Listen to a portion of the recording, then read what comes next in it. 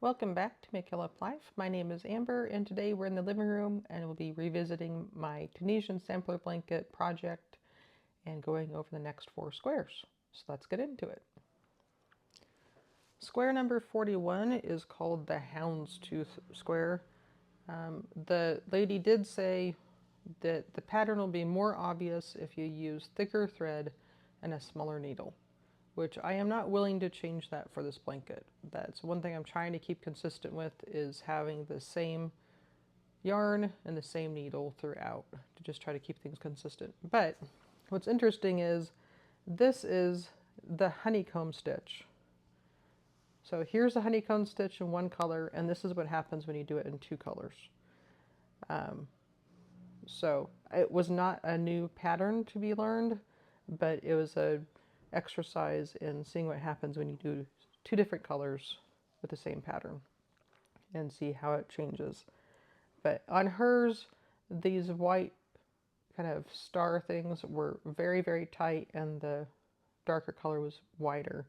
And I suppose that's what she means by having a different thread and different needle, or different yarn and different needle. But this is the houndstooth, which is the honeycomb done in 2 colors. So that was interesting. I always liked doing the honeycomb. It's a very relaxing pattern for me to do.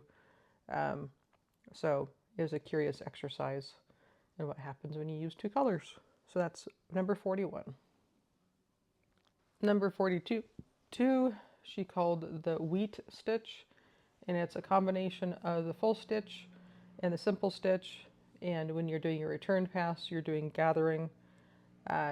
This looks awfully familiar. I don't think I did this exact pattern before, but this style of pattern is definitely, I've seen before.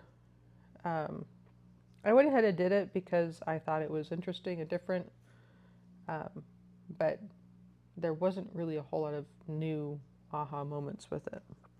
So that is the wheat stitch. Number 43 is the torch stitch.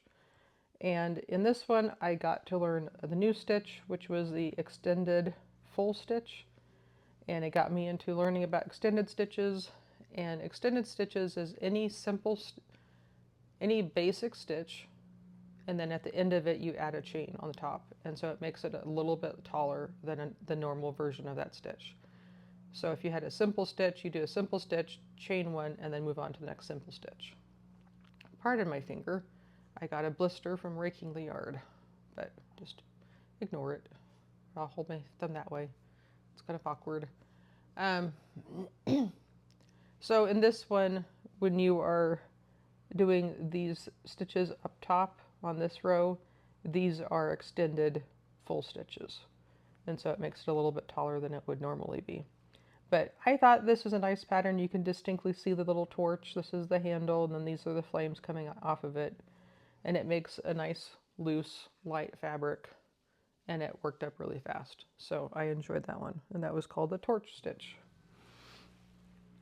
And last but not least is called the bi-colorstripe. This one, in contrast, is a very, very, very dense, thick fabric. It took a very long time to do because it's so dense. And I was very interested in trying it because there was a stitch I had never done before, and I can't find the name of it.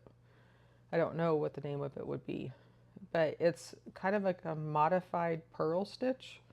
So like here, where this white stitch comes up a little bit, or if you're in the pink stitch might come up a little bit, you're actually pulling up a loop from the row below and preserving it. And in order to do that, you're wrapping the yarn around the front of the stitch to get to the next stitch, which is the wrapping of the yarn in front of the stitch is the beginning of a purl stitch, but then you don't complete it because you leave that loop on your hook rather than creating a new loop. So it's a completely different stitch I've never seen before. It was interesting to practice, but it makes a really tight, dense fabric because you're pulling loops from the previous row, and there's only so far those loops can go. So it's very dense, very regular. I was like, it looks woven, it looks like a weave, But when you start looking up words like woven and weave, it pulls up full stitches, which is definitely not what this is. So this was definitely an interesting experience for the bicolor stripe. As usual, I will have all the tutorials I use to create these squares linked below, so if you're curious, you can look into them. So in these 4 squares, I think there was a total of 2 different actual stitches that I learned new, which was nice. And by doing these, I've created the last 2 multicolored squares for the blanket because I said I wanted at least 4 of them. So just trying to use up the bits of yarn I have left. I might end up doing another square that has all colors of the yarns in it. And maybe that can go somewhere in the middle. I don't know. Because I think I have a little bit of everything left, but like only a little bit. So I'm not sure. But my plan is for the majority of the squares left to do them in white.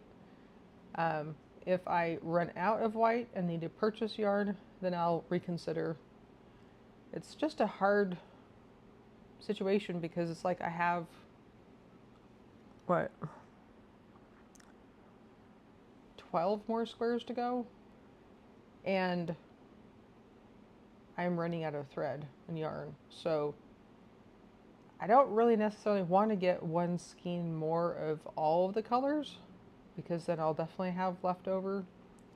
But then if I just do all 12 more squares in white, it's going to be a very, very white blanket.